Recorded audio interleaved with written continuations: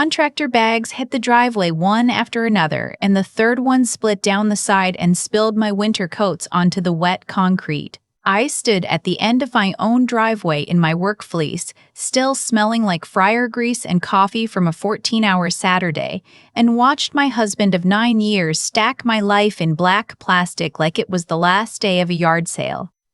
"You don't live here anymore," he said, loud. He said it loud on purpose, the way you only say things when you want an audience. "This is my house now, figure it out." My husband, Garrett, standing on the porch of the house I grew up in a polo shirt I'd ironed 2 days earlier, telling the whole street I didn't belong here.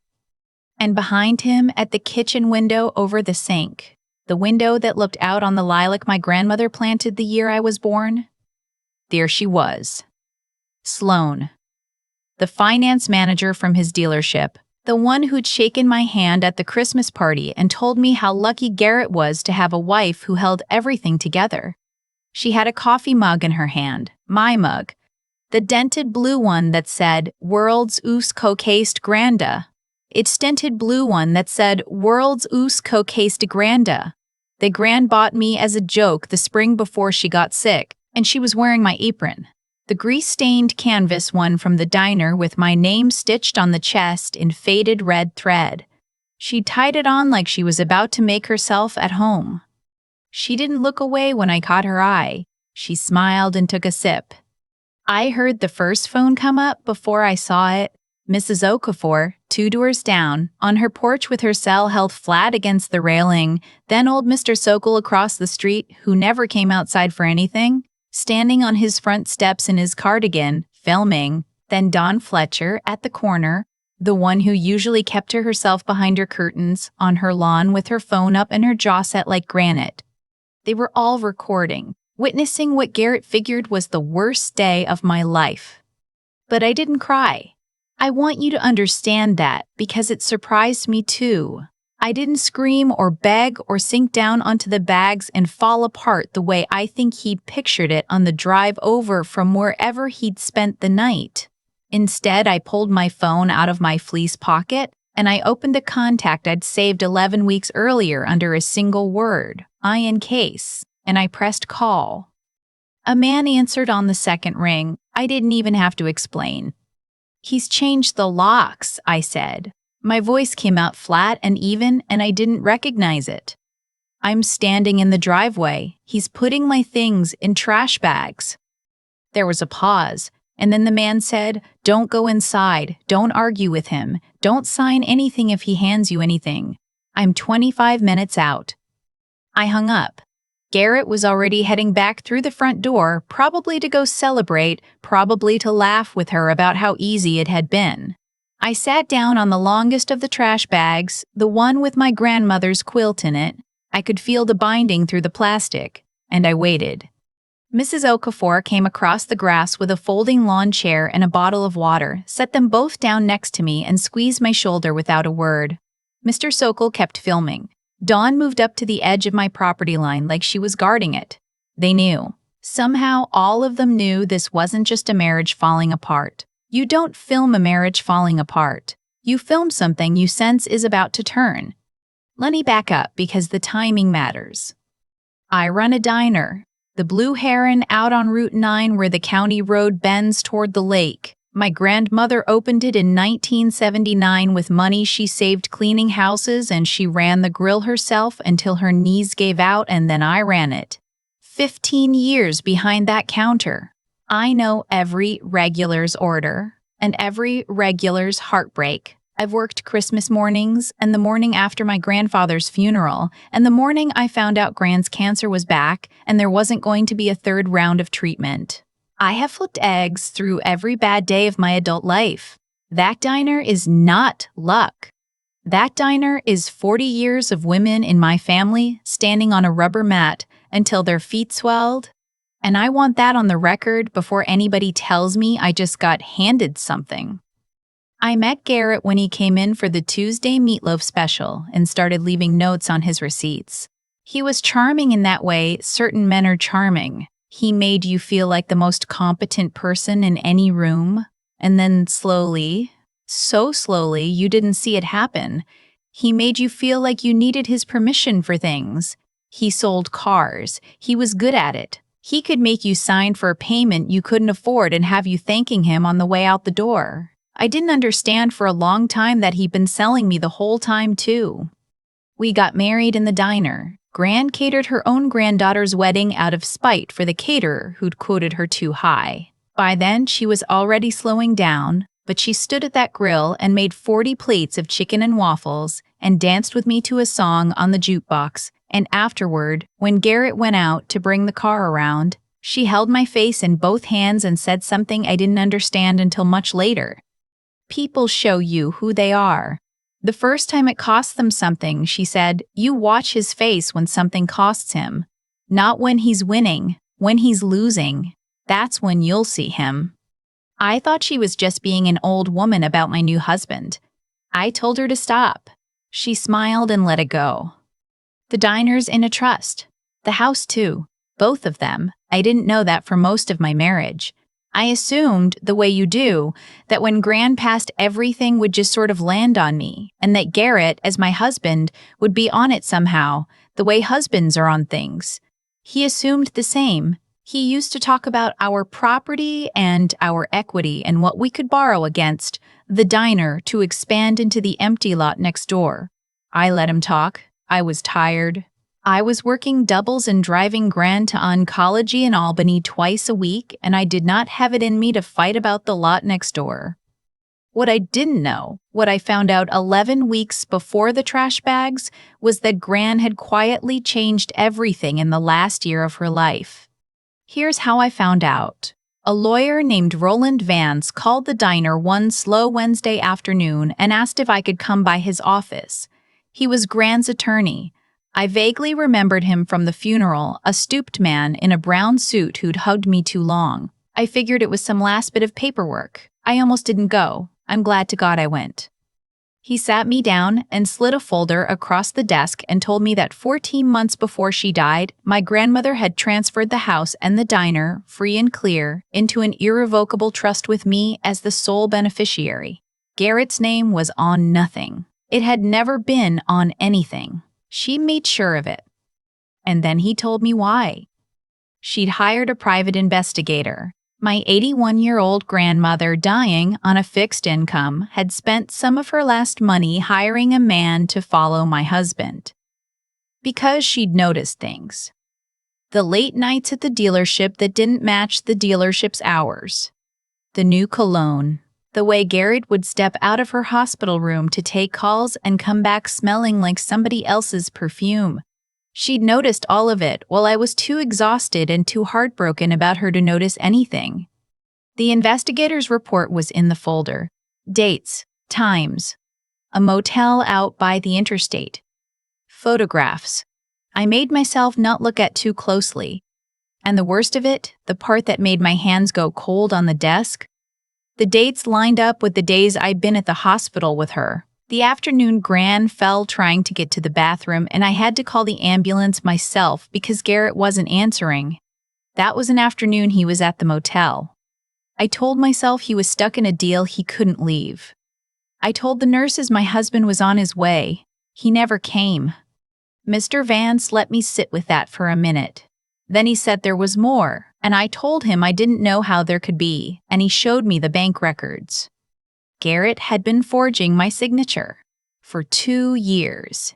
He'd taken out a home equity line against the house, my house, the house in the trust, the house he didn't legally own a square inch of, using a copy of my signature lifted off our joint tax returns. He'd done it again, a separate loan against the diner. He'd been quietly bleeding money out of property that was never his to cover something I didn't understand yet. And the total, when Mr. Vance read it off, was $141,000. $141,000. In my name. On paper I'd never seen. I asked Mr. Vance what I was supposed to do. He told me to do nothing. To go home, act normal, and wait. Because the trust had a tripwire built into it. Gran had set it up so that the county recorder's office would automatically flag any filing made against either property without my authorization. If Garrett ever moved on the house, ever tried to refinance or sell or push me out, Mr. Vance would know within hours and he'd come. Your grandmother knew exactly how this would end, he told me. She just wanted to make sure she had the last word. So that's why, when the trash bags hit the driveway, I already had a number saved under IN case. That's why I didn't cry. I'd had 11 weeks to do my crying in the walk-in cooler at the diner where nobody could hear me. 11 weeks of pouring coffee for regulars with a secret sitting in my chest like a swallowed stone. I'd known this day was coming. I just hadn't known it would smell like fryer grease and feel this strangely, terribly calm. 23 minutes after I hung up, a gray sedan pulled to the curb and Roland Vance got out in the same brown suit, carrying a briefcase older than my marriage. He didn't hurry. He walked up the driveway like he had all the time in the world, nodded at Mrs. Okafor, and stopped in front of me. "You all right?" he asked quietly. "No," I said, "but I will be." He almost smiled. Then he turned and walked up to my front door, and he didn't knock. He rang the bell 3 times, hard, the way somebody official rings a bell, and I heard Garrett's footsteps come stomping through the house that I knew better than I knew my own hands. The door swung open. Garrett filled it, red-faced, ready for me. "You can't be on this property," he started. "This is." "Mr. Garrett Holloway?" Vance said. He pitched his voice to Carrie, the way you do when you want the neighbors to hear and the neighbors heard. "My name is Roland Vance. I'm the trustee for the Wexford Family Trust. You have 72 hours to vacate this house. These are for you." He held up a thick manila envelope. Garrett stared at it like it was something dead. "This is my house," Garrett said. "I've lived here 9 years. My name is." "Your name is on nothing," Vance said, "and there's a particular flatness lawyers get when they're about to take somebody's whole world apart, and he had it. This house has been held in an irrevocable trust since the spring before Mrs. Wexford passed. The sole beneficiary is her granddaughter. You were never on the deed. You have no legal interest in this property, which means changing the locks and removing her belongings just now was not an eviction. It was you trespassing on a home you don't own." I watched the color go out of Garrett's face. I'd never seen it happen to a person in real time before.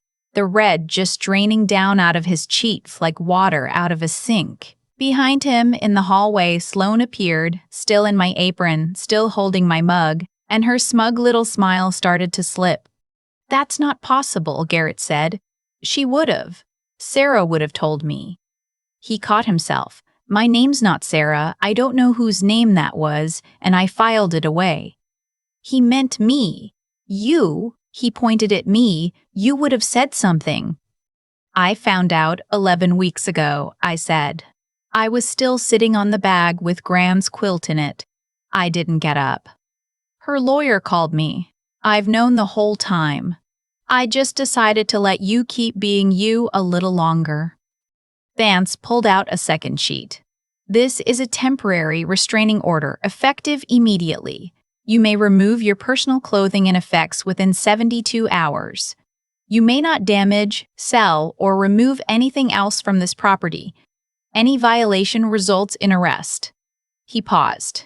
"And Mr. Termitz, Holloway, that's the least of what's coming for you." Garrett snatched the papers and started reading, and I watched his eyes hit the part about the investigation, because his whole body went rigid, like a man who'd touched a live wire. "What investigation?" Sloane said. First time she'd spoken. Her voice came out higher than it had been at the Christmas party. Vance didn't even look at her. He kept his eyes on Garrett. "Mrs. Wexford retained a private investigator in the final year of her life. She documented the affair between you and Ms. Reyes extensively. Dates, times, the Lake U Motor Inn, Room 114, on a number of occasions, including the afternoon of February 9th, when you told your wife you were closing a fleet sale and were in fact at the motel, while your wife was alone in the emergency room because her grandmother had fallen and nobody could reach you. The street went quiet. Even the kids who'd been riding bikes at the corner had stopped to watch. "How much did she know?" Garrett asked. His voice had dropped to almost nothing. "Eleanor. How much did she?" Wrong name again. He meant my grandmother. He couldn't even keep our names straight, the woman he'd married and the woman who'd raised her.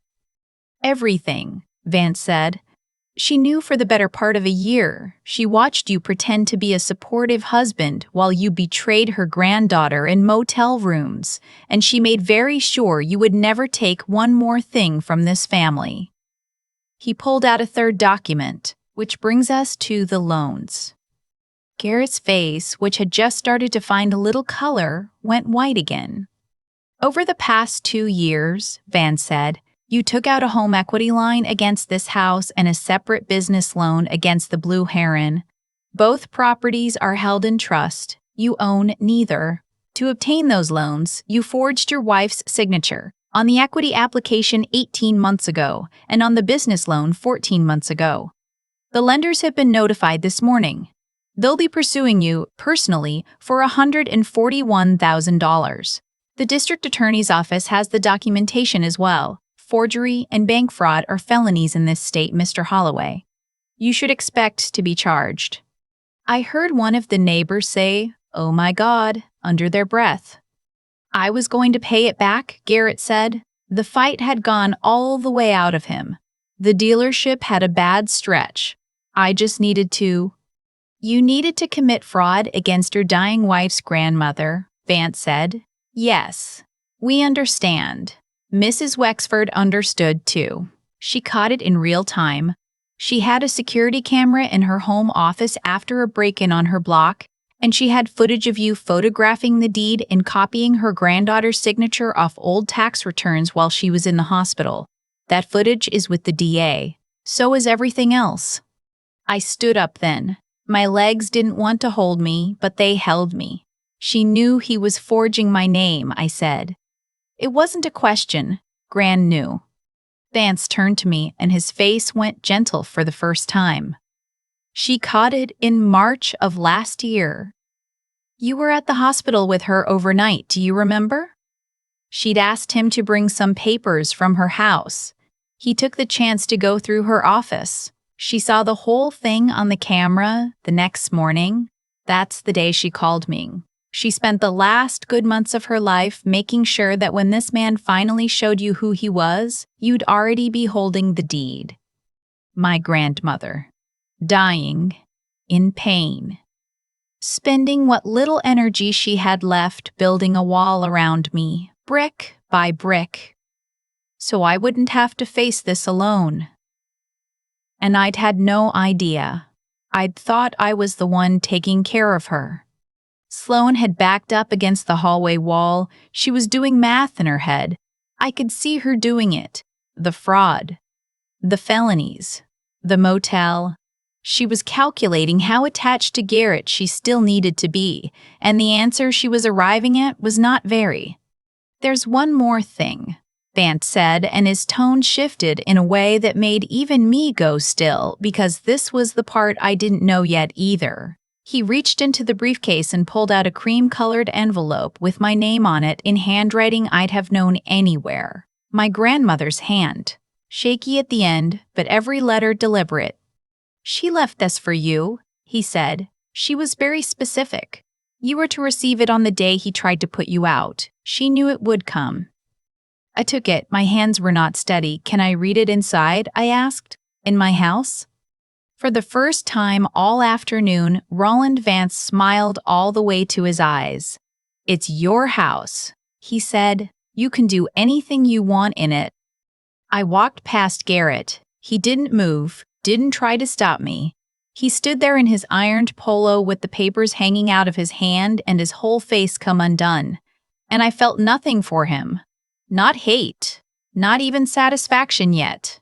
Just a strange, light emptiness, like setting down something I'd been carrying so long I'd stopped noticing the weight. I climbed my own porch steps and went into my own kitchen. Sloane had left my mug on the counter, still half full of my coffee. The whole place smelled wrong. Her perfume in the front hall.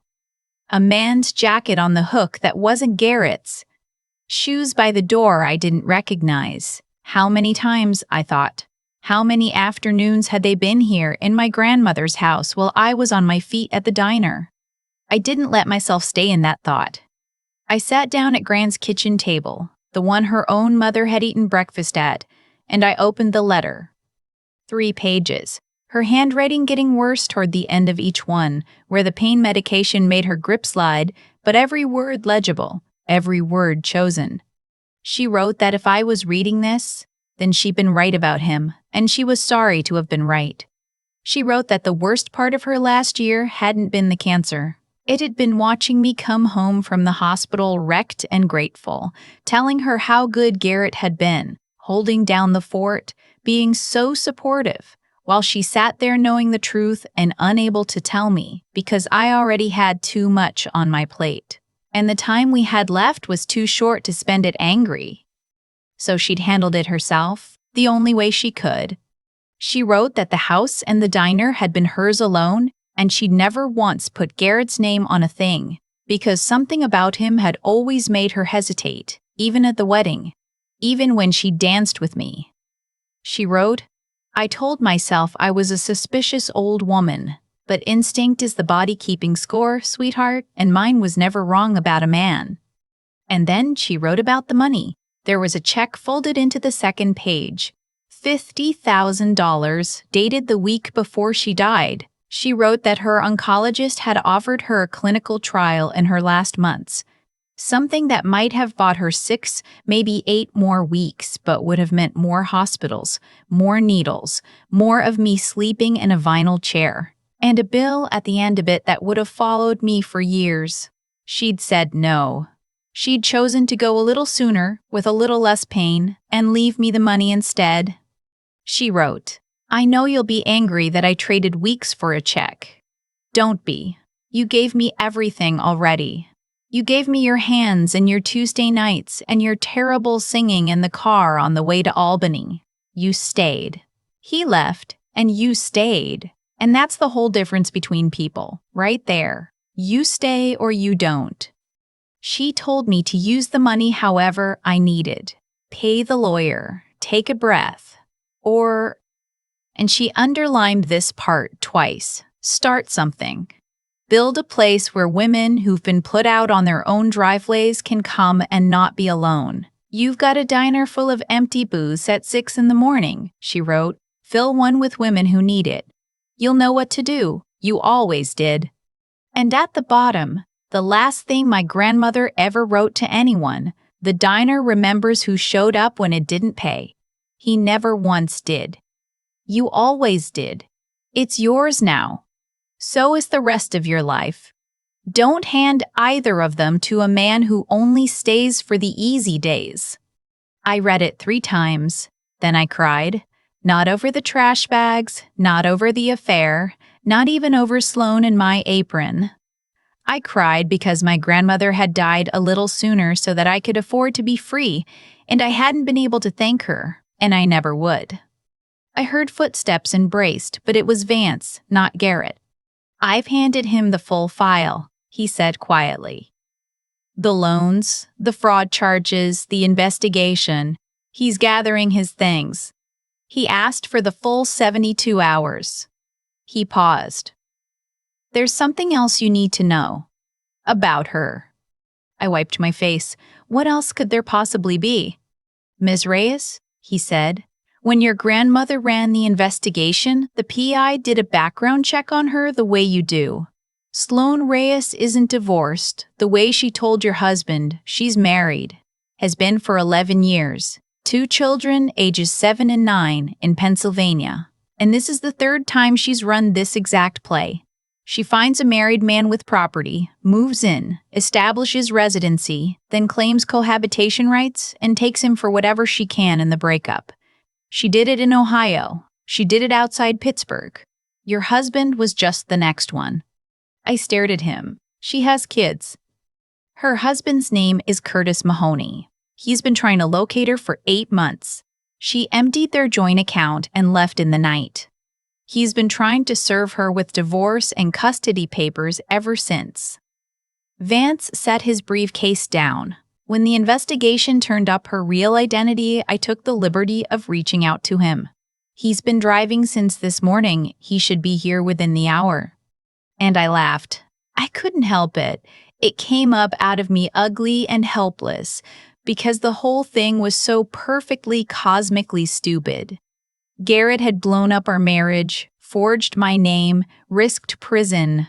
For a woman who'd been running a con on him the entire time. He thought he was the one in control. He thought he'd traded up. And he'd been the mark from the first hello. Does he know? I asked. Not yet. I thought you might want to be here when Mr. Mahoney arrives. Vance's mouth twitched. It's your house. Your call whether that conversation happens on your lawn. I thought about Garrett's voice carrying down the street. This is my house now. Figure it out.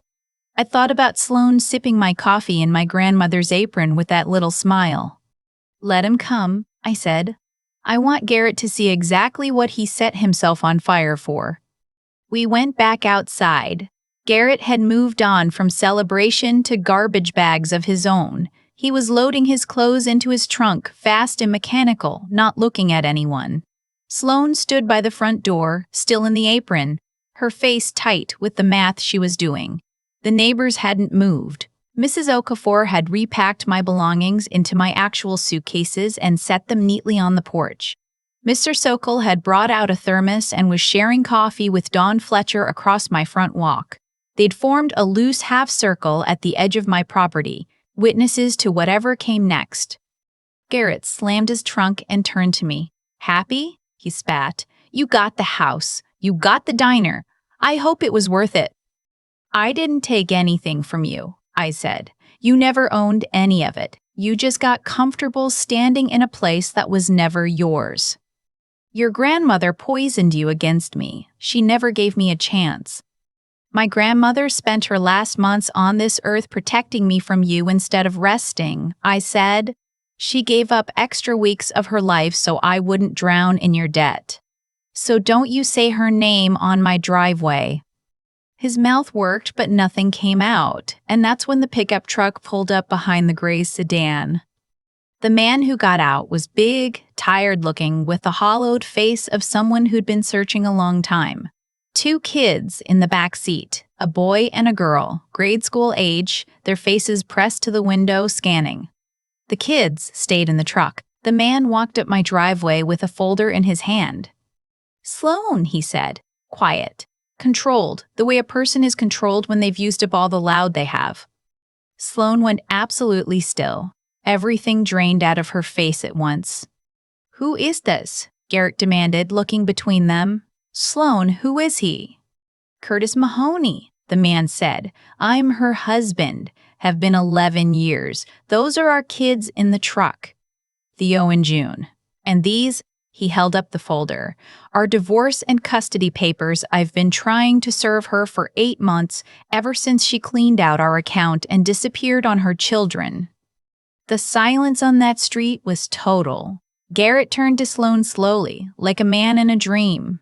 You're married, he said. You have kids. It's not what you think, she started. It's exactly what he thinks, Curtis said, not unkindly, just done. It's what you do, Sloane. You find a man with a house, and you move in and you wait. You did it in Cincinnati. You did it outside Pittsburgh. And now here.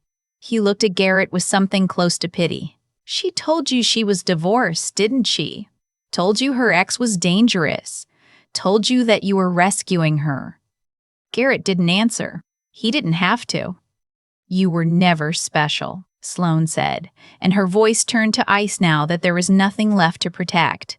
She untied my apron and dropped it on my driveway like trash. You were a house with a man attached. That's all. Grow up. She grabbed a small bag from just inside my front door. She'd kept a go bag, she'd had one packed and ready the whole time, and she walked to a little sedan I'd never seen before and peeled out of my street fast enough to leave rubber on the asphalt. Curtis watched her go. Then he turned to me. "I'm sorry you got pulled into this," he said. "She wrecks people. It's the only thing she's good at. I hope you land okay." "I will," I said, and I meant it. "Go take care of your kids." He nodded and walked back to his truck. The little girl in the back lifted her hand to the glass as they pulled away, and I lifted mine back. And I thought about how those two kids were going to spend years untangling what their mother had done and how none of it was their fault. And my throat closed up for them in a way it hadn't for myself all afternoon. What happened to everyone after? Since I know you'll want to know. Sloan signed the custody papers in Pennsylvania and got supervised visitation, the bare minimum a court will give a parent who abandoned her children to run scams. Curtis got full custody. I sent him a card a few months later, just a note hoping the kids were doing okay, and he mailed back a photo of the two of them grinning on the first day of school. No words, none needed.